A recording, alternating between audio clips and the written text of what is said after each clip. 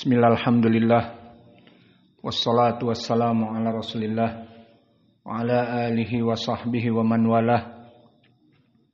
Wa ashhadu an la ilaha illallah wahdahu la syarikalah wa ashhadu anna Muhammadan abduhu wa rasuluh, amma ba'd. Alhamdulillah, pada kesempatan hari ini ba'dal maghrib, hari Senin, malam Selasa, yang mana pada kesempatan malam ini kita masuk kepada kajian fikih dari kitab Fikih Syaukani rahimahullah, Ad-Durar Al-Bahiyah fi Masailil Fikhiyah. Dan kita masuk kepada bab masih dalam permasalahan Kitabus Shalah, Babus Sholatis Safari,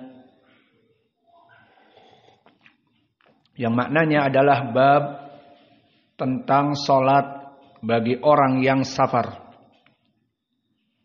Maka orang yang safar disebutkan di dalam hadis as-safar qit'atu minal azab, bahwa safar itu qit'ah, dia adalah sebagian dari adab.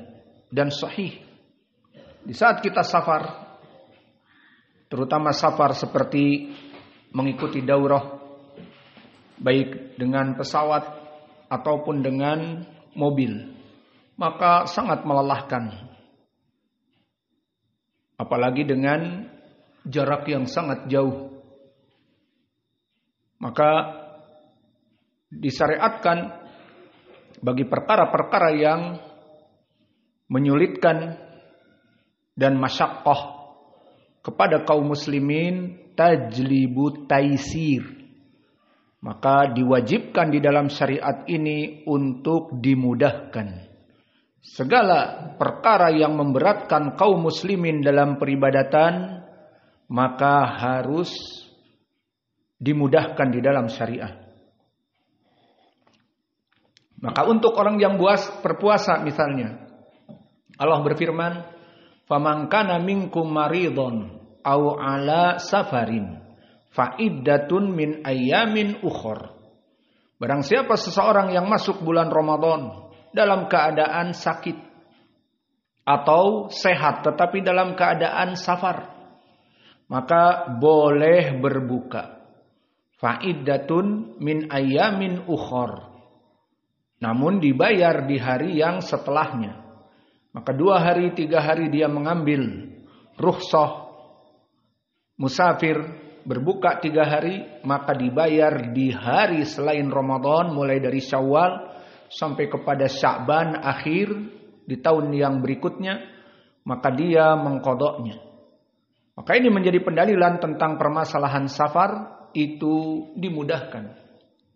Dan begitu pun tentang permasalahan shalah, bahwa disyariatkan safar. Jika seseorang dalam keadaan safar melelahkan, maka bertemu waktu shalah, maka juga Allah memberikan kemudahan.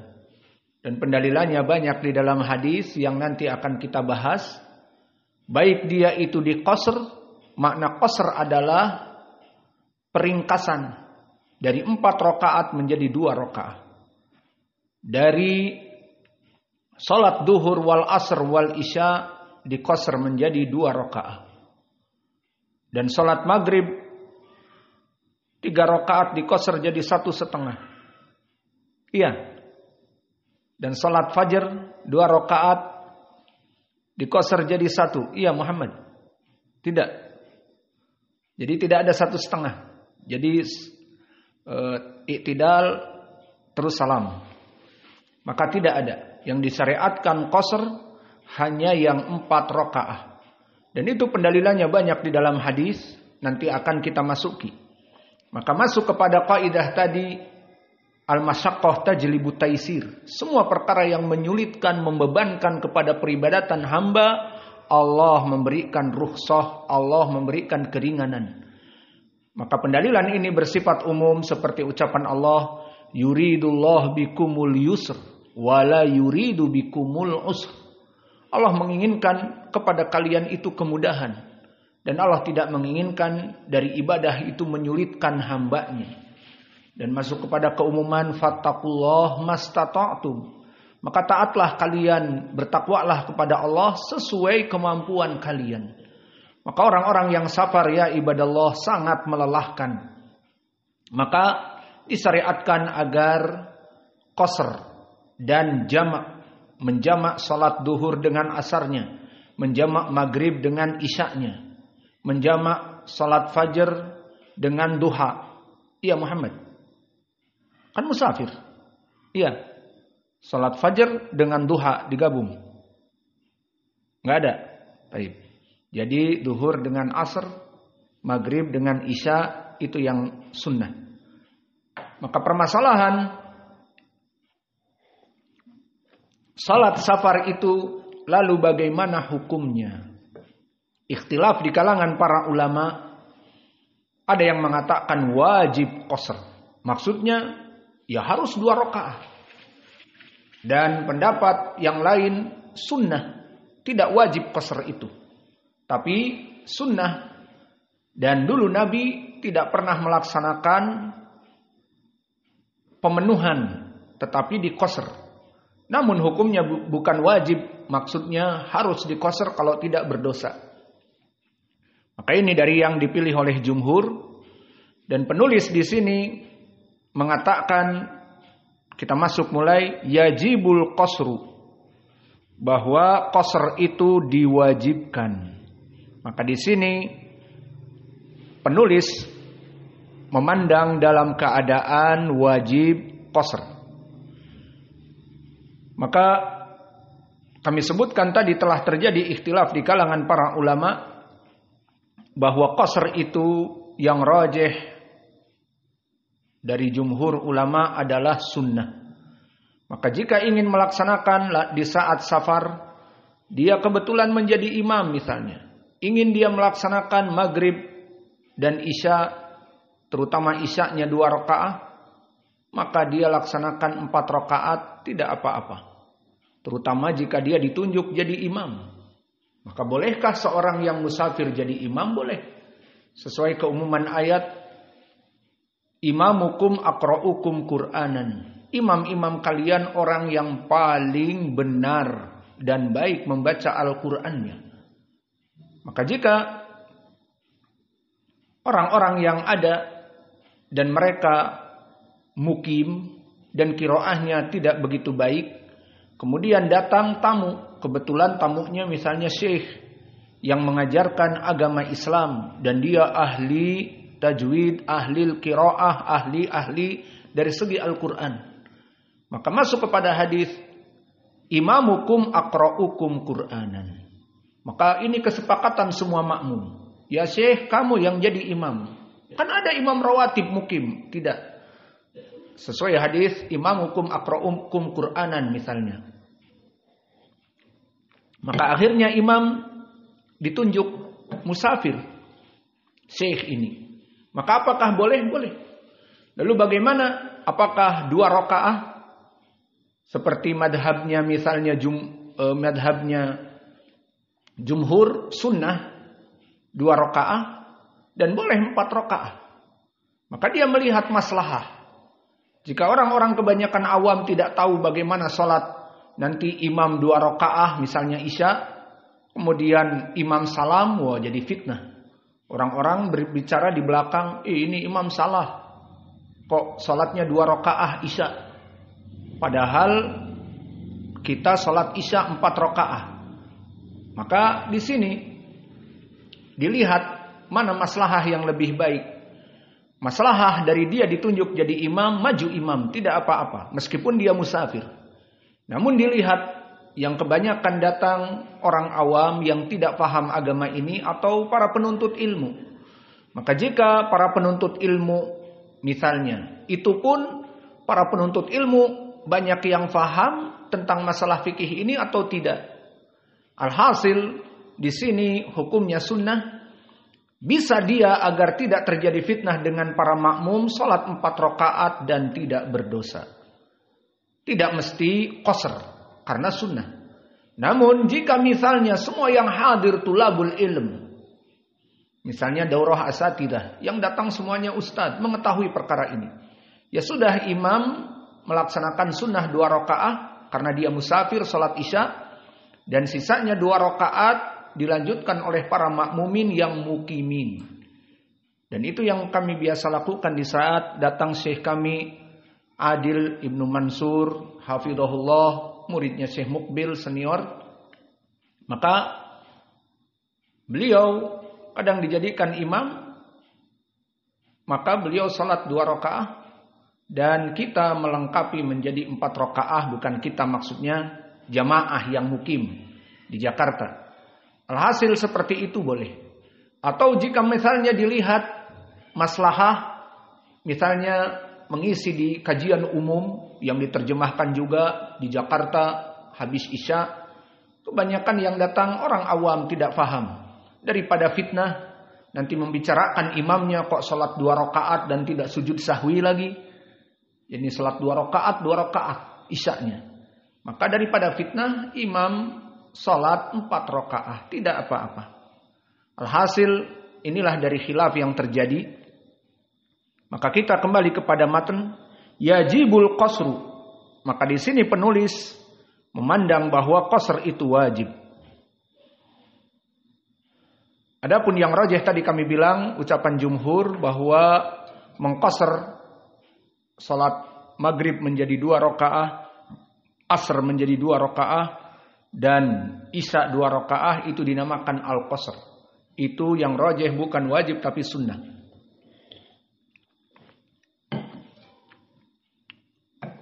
Maka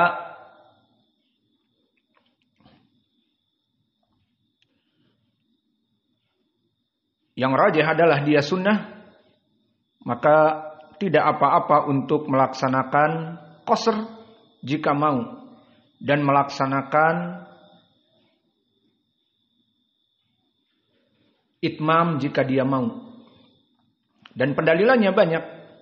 Seperti hadis yang diriwayatkan oleh Imam Muslim dari Ya'la ibnu Umayyah, qultu li Umar, laisa alaikum junahun an taqsiru minas shalah in khiftum an yaftinukumul ladina kafaru.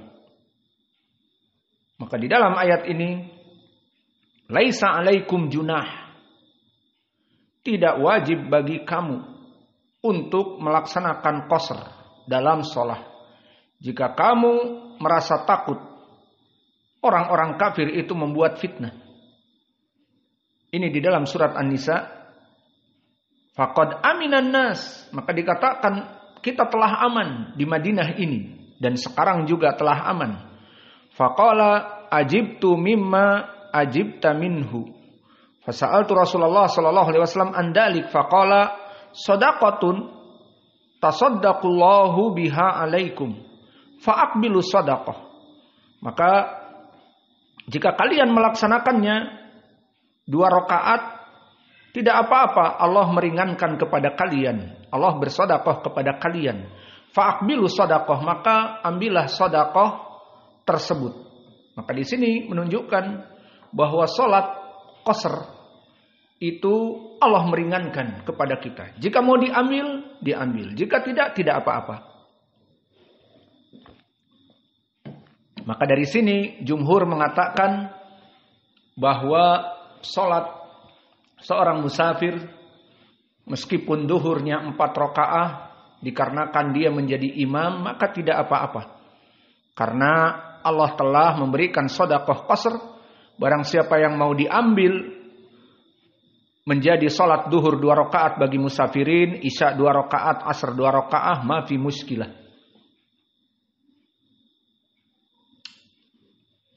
Habis baterai.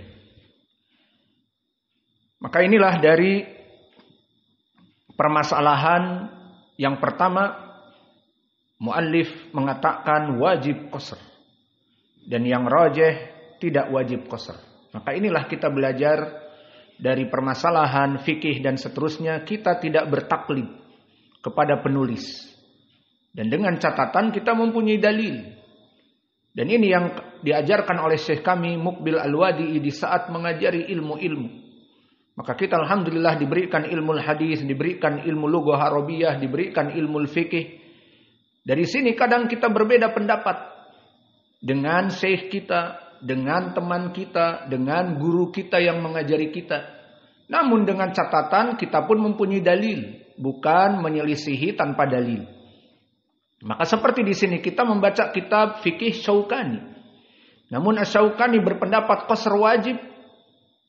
Maka di sini kita yang rajih bukan wajib mengikuti ulama yang lain, maka tidak apa-apa.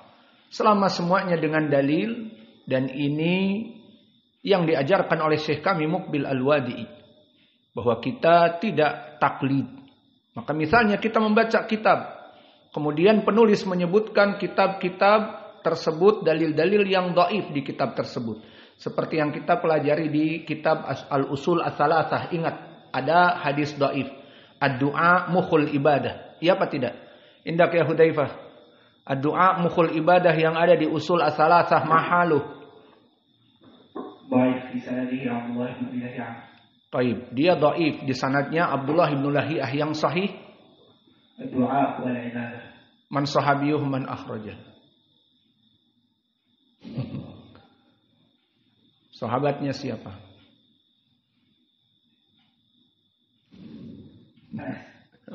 Anas hadal awal. Wathani. Maka di hadis yang kedua tadi ingat, melihat wajahmu memelas jadi lupa. Tadi ingat saya mau menyalahkan, tapi kamu memelas, please jangan dipukul jadi lupa. Maka di hadis yang kedua dari siapa? Man sahabiyuh? Nu'man ibnu Bashir, ingat lagi. Maka hadis yang kedua dari Nu'man ibnu Bashir, ad-du'a wal ibadah, maka ini yang sahih. Maka di sini kita belajar kitab Syekh Muhammad ibn Abdul Wahhab rahimahullah di kitabnya Al-Usul Ats-Tsalatsah. Maka kita tidak mesti taklid dengan apa yang ada padanya. Meskipun semuanya kebanyakan benar dan hadis-hadisnya sahih, namun jika ada hadis yang dhaif, kita tidak taklid. Kita katakan hadis ini dhaif. Maka kita takhrij. Hadis ini dhaif. Di sanadnya adalah Abdullah bin Lahiyah. Seperti dikatakan saudara kita Hudzaifah. Namun kita jelaskan sanadnya. Dan kita bisa berikan yang sahih. Di jalan yang lain dari Nu'man ibn Bashir. Diriwayatkan oleh Imam At-Tirmidzi. Yang sahih ad-du'a huwal ibadah. Yang dhaif dari Anas ad-du'a mukhul ibadah. Maka seperti itu yang diajarkan oleh Syekh kami Muqbil. Maka akhirnya kita di sini tidak bertaklid. Dan contohnya di sini kita membaca kitab fikih Syaukani. Tapi kok pengajarnya di sini tidak mengikuti fikihnya yang dibaca oleh Imam Syaukani, malah menyelisihinya. Itulah permasalahan khilafiyah. Maka kita merojehkan apa yang rojeh dari pertanggungjawaban kita dari ilmu yang kita pelajari.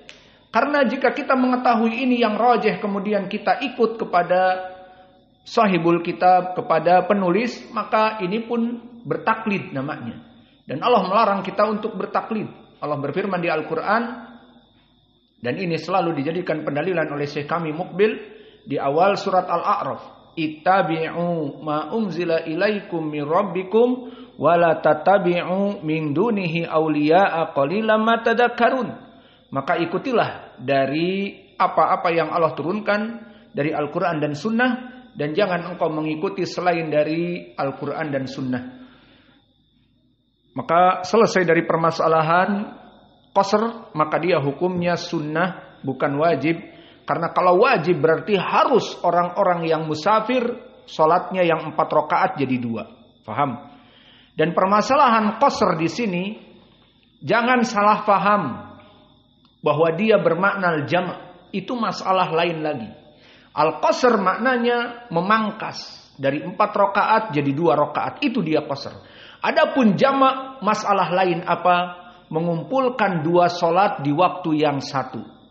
Seperti duhur dengan asar di waktu yang sama. Maghrib dengan isya di waktu yang sama. Dalam keadaan musafir. Itu namanya jama'. Jangan takhlid. Dicampur, dimix. Dicampur, takhlid. Sehingga jama' dan qasr dikumpulkan jadi satu, tidak. Selesai dari permasalahan al-qasr maknanya meringkas, maka yang rajih bukan wajib tetapi sunnah. Maka sunnah. Dan akibatnya dari sunnah ini, boleh jika dipilih imam dari orang yang musafir karena lebih baik Qur'annya, tidak apa-apa. Masuk kepada hadis tadi, imamukum aqra'ukum Qur'anan. Dan dia melihat kepada para mad'u, jika aku sholat 2 rakaat isya imam kepada mereka karena habis mengajar ceramah, ditakutkan orang-orang di belakang ini awam nanti bicara di belakang, apa ini syekh? Enak aja sholat isya 2 rakaat misalnya, tidak sujud sahwi lagi. Yakin bahwa dia benar gitu kan, bukan lupa. Nah, daripada takut fitnah, maka boleh karena dia hukumnya sunnah untuk mengikuti jamaahnya menjadi 4 rakaat. Fahim tum? Namun bagi yang berpendapat wajib, maka dia harus 2 rakaat. Maka jika 2 rakaat terjadi fitnah di belakang, orang-orang berbicara di belakang ini, imam gimana sholat 2 rakaat, nggak kayak kita 4 rakaat misalnya. Maka permasalahan sholat berjamaah, dia harus banyak mengikuti mad'u atau mengikuti jamaah. Karena banyak hadis-hadis agar kita ini sholat berjamaah diwanti-wanti oleh Nabi, jangan baca yang panjang-panjang. Karena di belakang kamu ada orang tua, ada anak-anak, ada yang dul hajah, butuh. Misalnya cepat-cepat ke WC atau dalam keadaan sakit, tidak bisa berdiri lama dan seterusnya. Maka permasalahan sholat berjamaah, karena kita tidak sholat sendiri, please jangan egois. Jadi dilihat juga mad'u. Maka dalam permasalahan ini pun, di saat penceramah yang merupakan tamu, kemudian disuruh menjadi imam, ya tidak apa-apa. Karena memang kata Nabi, orang yang menjadi imam yang paling baik dari qiraahnya, tajwidnya. Dan di situ dia paling baik, ikut sunnah berarti. Namun bagaimana nanti fitnah jika saya melaksanakan 2 rakaat amin, assalamualaikum, assalamualaikum, yang di belakang kaget orang-orang awam. Kok 2 rakaat? Mungkin karena awam mereka, akhirnya mereka sholat isya 2 rakaat. Sama dengan kita. Setelah pulang pada menggerutu. Kamu sholat isya 2 rakaat ya? Iya. Gimana kita ya sholat isya 2 rakaat? Gara-gara syekh itu. Datang syekh dari luar negeri, sholat kita jadi 2 rakaat. Ya siapa yang suruh kalian sholat 2 rakaat? Syekh kan sholat 2 rakaat karena safar. Nah kalian kan tinggal. Gak paham orang awam. Jadi orang awam nanti sholat 2 rakaat. Jadi fitnah. Fahim tum? Maka dia sholat 4 rakaat bersama dengan makmum yang muqim. Boleh karena hukumnya sunnah, bukan wajib. Qala al-muallif, alaman kharaja min baladihi qasidan li safar wa in kana duna barid. Maka maknanya di sini, kapan dilaksanakan sholat musafir yang tadi dikosr, dipotong dari 4 menjadi 2? Kapan? Di mana seseorang meniatkan safar, walau kana duna barid. Duna barid itu tidak mencapai barid. Dan barid itu istilah hitungan di Arab, tidak ada kilometer dulu. Tidak ada miles seperti orang-orang Amerika khusus. Mereka ingin selalu beda. Kita kilometer, mereka miles. Miles itu lebih dari kilometer 200. Jadi kalau 1 kilo kita menghitung biasa. 2 kilometer, 3 kilometer. 1 kilo adalah 1000 meter. Dan mereka, orang-orang Amerika pengen beda. Selalu pengen beda. Maka mereka mengatakan miles. Berapa miles itu kalau dikilometerkan? Sama 1,2. Jadi 1200. Jadi 1200 itu 1 miles. Sekilo lebih 200. Paham? Begitupun contoh yang lain. Mereka selalu pengen beda. Kalau kita sentimeter. Seperti panjangnya dari binatang ini, misalnya python ditemukan. Berapa panjangnya? 6 meter. Faham kita? Oh 6 meter. Masya Allah 6 meter. Tahu? Coba di Amerika apa? Panjangnya 15 feet. 15 kaki. Bingung kita. 15 kaki. Dan itu hitungannya. Waktu Abdurrahman juga datang ke sini. Setiap kita ngomongin masalah meter, kita ngomong demikian-demikian. Dia bilang feet. Hah, berapa? Bingung. Berapa tinggi kamu? Saya tanya ke dia. Dia bilang kaki, pakai kaki, demikian kaki. Bingung kita. Ya sentimeter nggak tahu. Tinggi saya 166 cm. Ah, kamu kalau di kita kada feet. Demikian kaki. Bingung, berapa satu kaki? Terus kaki itu kakinya siapa? Kakinya orang kita atau kakinya mereka yang lebih panjang dan sebagainya, atau kakinya the Bigfoot? Kakinya makhluk Yeti yang besar misalnya. Maka mereka selalu beda. Begitupun dalam ilmu kedokteran. Kalau kita mengukur misalnya gula darah dengan hitungan milimol, mereka lain, mereka milidol. Lain lagi. Pokoknya pingin beda. Al-muhim sekarang permasalahan barid. Dikatakan orang yang safar itu meskipun kurang dari 1 barid, maka selama niatnya untuk bersafar dan masuk kepada hitungan safar, maka dia boleh untuk melaksanakan rukhsah, salatnya diqasr, dan kalau bisa mau dijamak, dijamak. Maka ini ucapan dari Asy-Syaukani, kita mengikutinya. Dan ini malah yang paling benar. Disebutkan meskipun kurang dari barid. Lalu berapa barid? Setelah diukur barid itu di zaman dulu, di zaman Nabi, tidak ada kilometer, tidak ada sentimeter, tidak ada meter. Maka barid itu berapa? Diukur, di zaman now, disamakan, dikonvert, 23 kilometer. Itu namanya barid. Maka kembali Syekh mengatakan,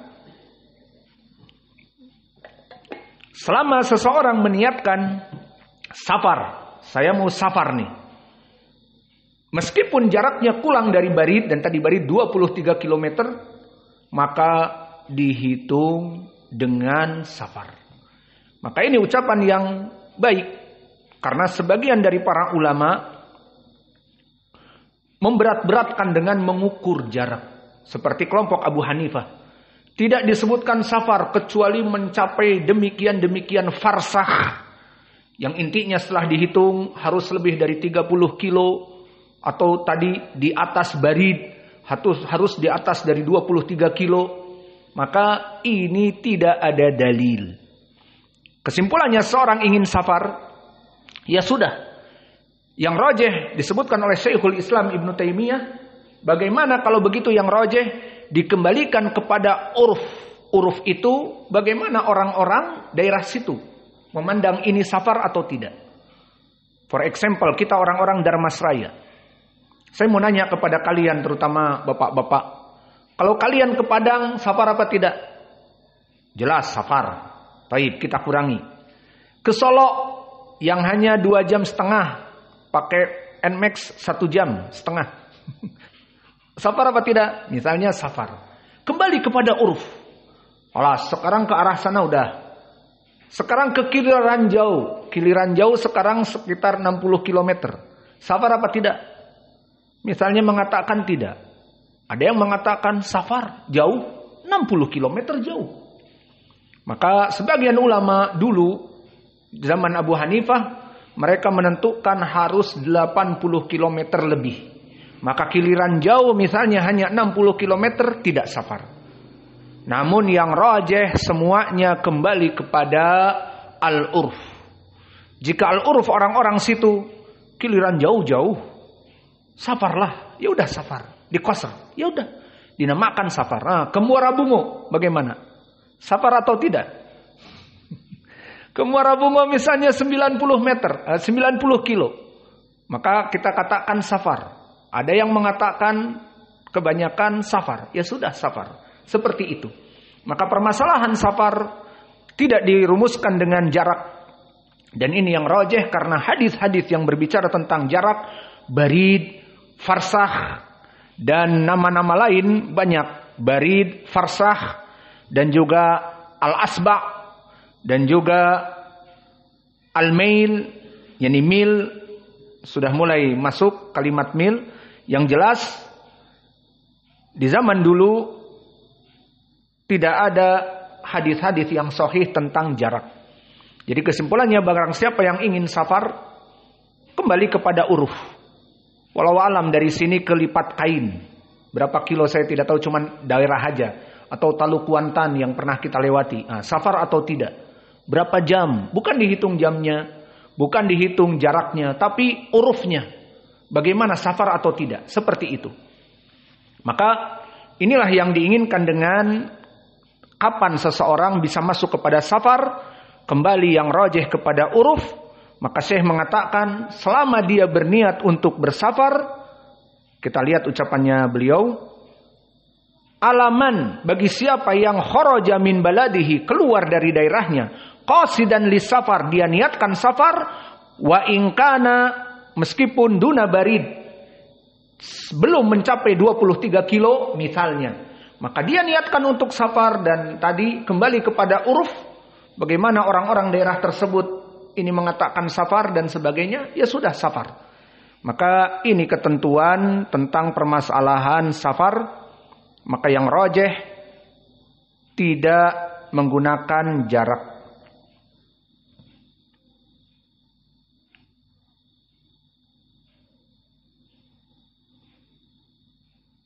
Maka telah datang hadis dari Anas yang menunjukkan kedhaifan ini, bahwa dari Anas ibnu Malik ditanya bagaimana sholat kita kapan dihitung qasr. Dia katakan karena Rasulullah idza kharaja masirah salasa amyal au salasa farasikh sholli rakaatain, jika jaraknya 3 mil, maka salasa farasikh maknanya 3 kali 3 mil, yakni 9 mil. Dan tadi 9 mil, 9 dikali 12. Yani 9 mil terhitung 9 dari kilo. Jadi 9 kilo. Ditambah milnya tadi 9 kali 200. 2 kali 9 18. Berarti 10 kilo 800 meter. Itu di dalam hadis ini boleh diqasr. Berarti dekat. Sekitar 10 kiloan. 11 kiloan. Maka hadis ini dhaif. Kesimpulannya, ukuran tentang permasalahan perhitungan jarak maka tidak ada, meskipun hadis ini disahihkan dari riwayat Muslim dan yang lainnya. Namun wallahu a'lam hadis ini tidak dipergunakan karena yang rajih kembali kepada uruf. Wallahu a'lam. Maka kembalilah kepada uruf. Bagaimana jika itu safar? Semua orang mengatakan daerah situ safar, jauh ini. Ya sudah, kita melaksanakan qasr. Wa idza aqama bi baladin mutaraddid qasara ila isrina yauman. Sekarang masalah yang baru. Bagaimana jika dia itu tinggal, misalnya dia musafir ke Padang, mempunyai keperluan di Padang, baik dengan pemerintah misalnya pembuatan visa dan yang lainnya, dia harus menunggu.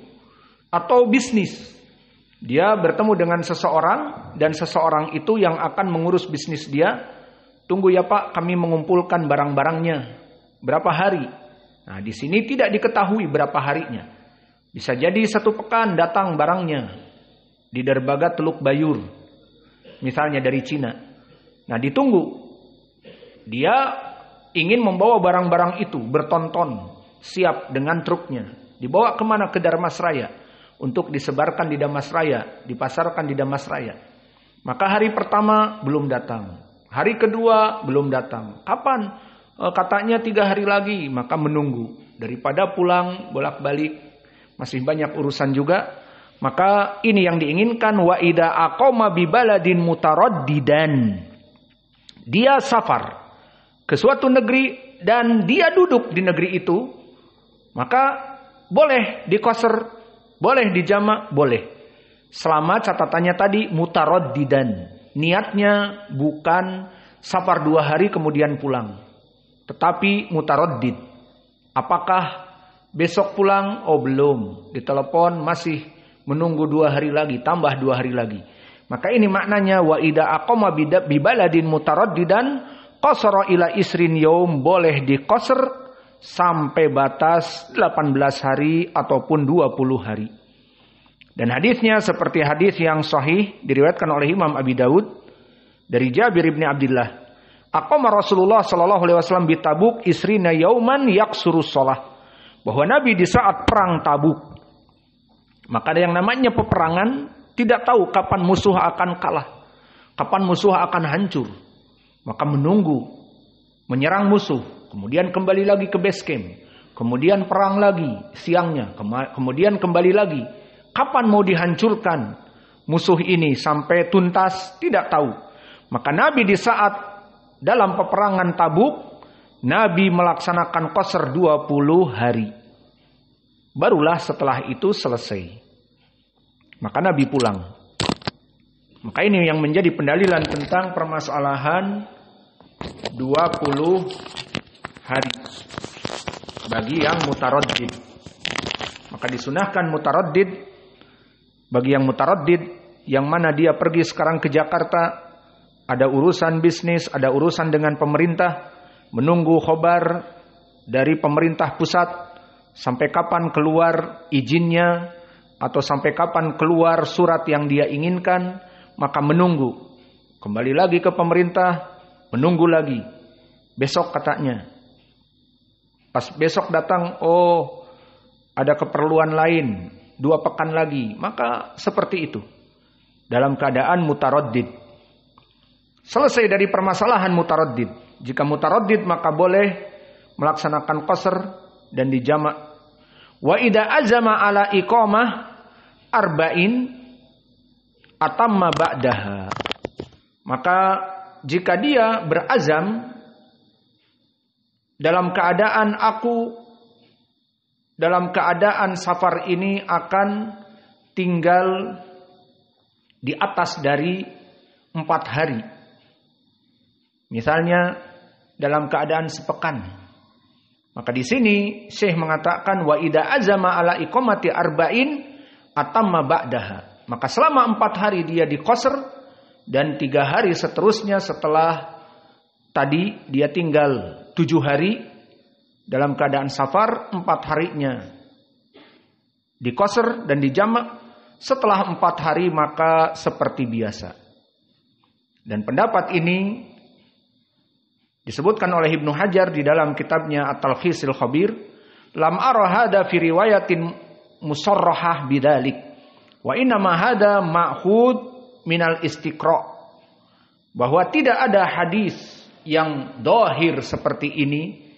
Barang siapa yang ingin safar sepekan, 7 hari sepekan, maka safarnya jelas sepekan. Saya ke Jakarta sepekan, misi daurah sepekan, kemudian pulangnya sudah jelas, dibelikan tiket dan dalam keadaan sepekan terus pulang. Nah, di situ tidak mutaraddid dia. Tidak kapan pulang, apakah besok pulang, oh tidak, diundur sepekan lagi. Tidak, dia sudah jelas jazim. Maka jika jazim seperti ini, bagi dia 4 hari dijamak. Kemudian setelah 4 hari boleh dia melaksanakan itmam. Maka diqasr 4 hari, kemudian setelah 4 hari itmam. Maka kata Ibnu Hajar, tidak ada dalil yang jelas tentang permasalahan ini.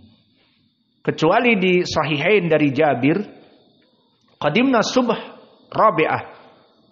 Wa fi Sahihain annal waqfah kanat al-jum'ah. Wa idza kana ar-rabi' yaumul ahad kana atase yaum al-jum'ah bila syak. Fa thabata annal khuruj kana yaumul khamis. Maka di sini hanya istimbat dari hadis Jabir tentang bagaimana Nabi dulu dalam keadaan melaksanakan haji. Maka yang rajih wallahu a'lam, selama dia meniatkan safar, meskipun wallahu a'lam di sini dia jelas 1 pekan, ataupun seperti Syekh kami Adil datang ke Indonesia sudah visanya 1 bulan misalnya, maka dia akan keliling Indonesia 1 bulan. Maka di sini apakah seperti tadi hanya 4 hari dan sisanya 26 hari dalam keadaan di di itmam, salatnya sempurna? Maka dalam permasalahan seperti ini yang rajih dia dalam keadaan tetap safar. Karena dia berangkat dari kota ke kota, lelah dan seterusnya. Maka kita bisa menyimpulkan tentang permasalahan safar ini bahwa tentang permasalahan barang siapa yang taraddud, makna taraddud adalah dia belum pasti. Dia pergi ke Jakarta belum pasti. Yang jelas beli tiket pergi. Pulangnya kapan? Belum tak pasti. Menunggu butuh surat dari Pak Presiden ataupun yang lainnya dari kantor yang dia ikuti, misalnya kantor HAM untuk memberikan kewarganegaraan, maka dipanggil untuk melaksanakan foto ataupun sidik jari, tinggal keputusan kapan. Tidak tahu, maka menunggu. Maka di sini diberikan batasan sampai 20 hari melaksanakan jamak dan qasr. Dan setelah itu maka lebih baik melaksanakan salat seperti biasa. Dan juga permasalahan bagaimana jika dia memang telah tahu bahwa safarnya itu 1 pekan, safarnya itu 2 pekan, safarnya itu 3 pekan, bahkan 1 bulan. Maka sebagian ulama dengan istimbat saja bahwa jika memang begitu 4 hari dia diberi waktu qasr dan setelah itu hari kelimanya dia tidak, maka ini hanya istimbat, tidak ada hadis yang jelas. Maka wallahu alam dalam permasalahan ini pun kita tidak mengikuti dari ucapan Asy-Syaikh rahimahullah, kembali kepada permasalahan uruf. Badan kita capek, masih terhitung safar di negeri orang, hidup di hotel dan jauh dari masjid. Tidak seperti di rumah kita. Kita tahu masjid di sana jaraknya sholat berjamaah. Ini kita hidup di hotel meskipun 1 bulan. Maka kita di tempat yang asing. Dan kemudian seperti tadi syekh kita yang berpindah-pindah. Hari ini di Sumatera, besok di Batam, besok di Jakarta, besoknya di daerah Sulawesi, besoknya di daerah tempat yang lain. Maka melelahkan juga. Alhasil ini dikembalikan semua kepada uruf. Dan kaidah mengatakan, Allah mengatakan yuridullah bikumul yusr wala yuridu bikumul usr. Allah menginginkan kemudahan bagi kalian, bukan kesusahan. Maka tidak usah menghitung 4 hari setelah itu genap. Meskipun capek dia keliling-keliling. Itu yang namanya safar, bukan di tempatnya dia capek. Meskipun dia nongkrong, tapi hatinya itu capek. Jauh dari keluarga. Tidak ada tempat yang menyenangkan. Masjid juga nggak tahu di mana tempatnya. Jauh mungkin dari hotelnya dan pindah hotel. Ada hotel yang mungkin memberikan waktu 1 hari 2 hari. Kemudian setelah itu hotelnya di booking. Maka dia harus pindah hotel. Alhasil yang rajih adalah tergantung kepada dia urufnya. Jika dia memang melelahkan dan seterusnya, maka safar masuknya. Sampai waktu meskipun lebih dari sepekan. Maka kita kembali kepada permasalahan al-jama'. Walahul jama'u taqdiman wa ta'khiron. Selesai tadi qasr. Sekarang masalah jama'. Dan masalah jama' awas, jangan salah paham tadi. Jamak lain lagi masalahnya. Apa itu jamak? Menjamak salat duhur dengan asar di waktu yang sama. Maghrib dengan isya di waktu yang sama. Itu masalah jamak. Adapun masalah qasar duhur 4 rakaat jadi 2 rakaat itulah. Nah untuk musafir juga walahul jamak. Takdiman wa ta'khiran. Maka bagi orang yang musafir disyariatkan juga menjamak. Maksudnya mengumpulkan duhur dengan asar. Lalu apa maknanya takdiman? Dan apa maknanya ta'khiron? Makna takdiman, dia sholat 2 jenis itu duhur dengan asar di waktu duhur. Jadi asarnya yang keseret ke duhur. Jadi dinamakan takdim. Lalu takhir maksudnya sholat duhur dengan asar di waktu asar. Si duhurnya itu diakhirkan ke asar. Itu makna jam'u takhir. Begitupun maghrib dengan isya. Jika sholat isyanya itu dimasukkan setelah sholat maghrib, juga sholat isya dinamakan jam'u takdim. Namun jika di waktu yang setelahnya, jadi maghrib yang diseret nanti ke isya, jangan sholat maghrib sekarang, kita lagi safar. Nanti saja setelah sholat isya, sekalian makan malam, di rest area kita sholat maghrib dengan isya. Misalnya, itu juga diinginkan dengan jam'u takhir. Maka adapun permasalahan jam'u takdim dan jam'u takhir telah datang dalil-dalilnya. Maka dalil yang pertama hadis Anas, yang mana hadis ini muttafaqun alaih. Berkata Rasulullah sallallahu alaihi wasallam, kata Anas, kana Rasulullah idar tahala, jika Nabi safar, qabla an taziga syams, akhara dhuhra ila waqtil asr. Apa maknanya? Jika Nabi safar di pagi hari, misalnya Nabi safar jam 10, sebelum matahari itu masuk ke duhur, Nabi safar jam 10 sebelum salat duhur, maka Nabi safar di waktu itu terus berjalan. Masuk adzan duhur, tidak berhenti, terus. Berarti si duhurnya yang ditarik ke asr. Setelah adzan asr, Nabi turun dan melaksanakan salat duhur dengan asr. Berarti jam'u apa? Takhir. Diakhirkan waktu duhur kepada asr. Ini jika safarnya dalam keadaan sebelum waktu duhur.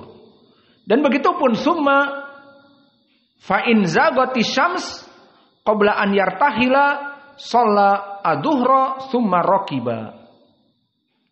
Maka jika Nabi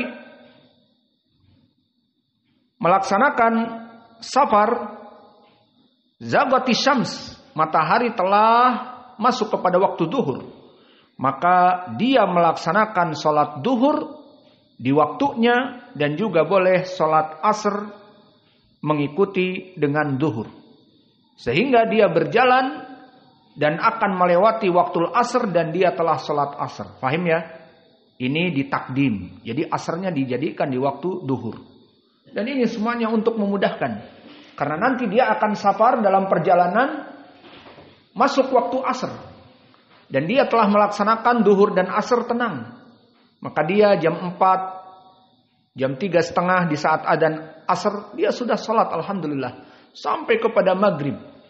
Jika dia safar setelah duhur. Namun jika dia safar jam 10, jam 11 sebelum duhur, maka mendengar adzan duhur bisa dilewatkan, nanti sholat duhurnya di waktu asr. Setelah waktu asr jam 4 maka turun, sholat duhur kemudian asr. Ini hadis Anas.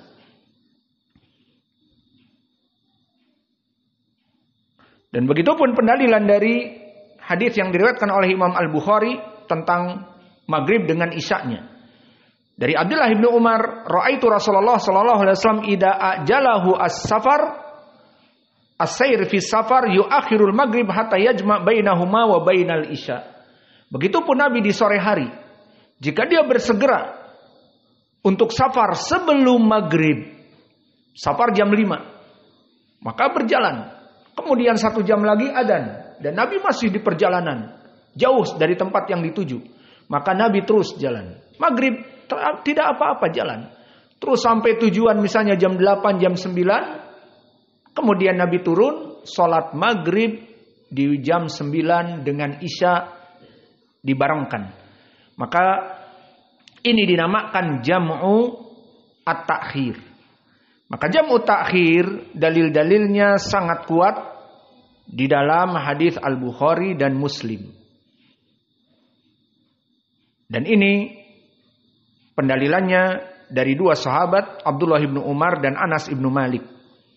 Maka inilah yang diinginkan oleh penulis, bahwa bagi orang yang safar walahul jam'u takdiman wa ta'khiran. Bagi orang yang musafir bisa dijamak takdim dan dijamak at-takhir. Dan Syekh kami min bab faidah mengatakan dalil jam'u at-takhir lebih kuat daripada jam'u at-takdim. Seperti tadi di hadis Ibnu Umar mentakhirkan sholat maghrib kepada isya. Itu yang banyak hadisnya. Dan juga tadi mentakhirkan sholat duhur kepada asr. Jika Nabi safar sebelum zaghatis syams, sebelum matahari duhur, maka Nabi menjamak salat duhur dengan asar diakhirkan. Maka berkata al-muallif bi adanin wa iqamatain. Awas di sini, dengan satu adan dan dua iqamah. Apa maksudnya? Maksudnya adalah jika kita ingin menjamak seperti sholat duhur dengan asar dalam waktu yang sama, maka adan di saat kita turun, misalnya sunnahnya kita melaksanakan adan, maka adan dengan pelan bagi orang-orang yang satu mobil dengan kita, adan tidak apa-apa. Kemudian satu adan sholat duhur, kemudian setelah duhur selesai iqamati sholat asar. Maka adanan, yakni adan yang satu dan iqamatan. Mana pendalilannya seperti di hadis yang diriwayatkan oleh Imam Muslim dari Jabir, "Tsumma adzana, tsumma aqama fa shalla ad-duhra, tsumma aqama fa shalla al-asra, wa lam yasil bainahuma syai'a." Maka di hadis ini jelas bahwa jika Nabi melaksanakan jamak baik takhir ataupun jamak takdim, maka adan. Maka jika saat turun setelah safar ingin menggabung duhur dengan asar atau maghrib dengan isya di waktu yang satu, adan. Dan adan ini tentunya sunnah. Bagi jika yang mampu adan, maka adan. Namun jika yang tidak mampu pun tidak apa-apa. Namun bagi yang mampu untuk adan, maka dia adan satu kali. Barulah sholat maghrib. Setelah selesai maghrib, disambung dengan isya, iqamati sholah, maka adan wahid wa iqamatain. Adannya satu kali dan dua iqamah seperti hadis Jabir di riwayat Muslim di saat Nabi menggabungkan sholat duhur dengan asar, adina summa aqama fa sholat duhur, summa aqama fa sholat asar. Maka satu adan, kemudian Nabi sholat duhur, iqamati sholah untuk duhur. Kemudian mau sholat asar, iqamati sholah untuk sholat asar. Walam yasil bainahuma syai'an. Dan tidak disambung antara sholat duhur dengan asar yang dijamak itu. Ada sesuatu di antaranya. Apa itu? Misalnya azkar. Atau entar dulu imam, mau sholat sunnah dulu. Sunnah apa? Sunnah ba'da duhur. Ngapain sholat sunnah ba'da duhur? Ini kita yang 4 rakaat aja yang wajib dikosor jadi 2. Kamu masih mau melaksanakan sholat duhur, sunnah setelah duhur, kerjakan aja sekalian 4 rakaat sebelum asar. Jadi sudah dikosor yang wajib, masih ingin melaksanakan yang sunnah. Maka di sini disebutkan di hadis walam yusolli bainahuma syai'an. Maka yang ingin melaksanakan jamak sholat maghrib diakhirkan ke isya, jadi sholatnya jam 9 misalnya. Maka dia dalam keadaan safar sambil masuk ke restoran, di rest area, makan dan seterusnya, ayo sholat. Maka maghrib dan isya jam 9. Baik dia boleh adan dan tidak apa-apa bagi mereka yang ada di sana adan jika mampu. Kemudian sholat maghrib 3 rakaat. Salat maghribnya dikosor, jadi 1,5 iya boleh. Tidak, 1,5 tidak bisa. Jadi tetap 3. Maka 3 rakaat salam, iqamati sholah lagi. Baru sholat isya. Antara iqamati sholah tidak ada azkar.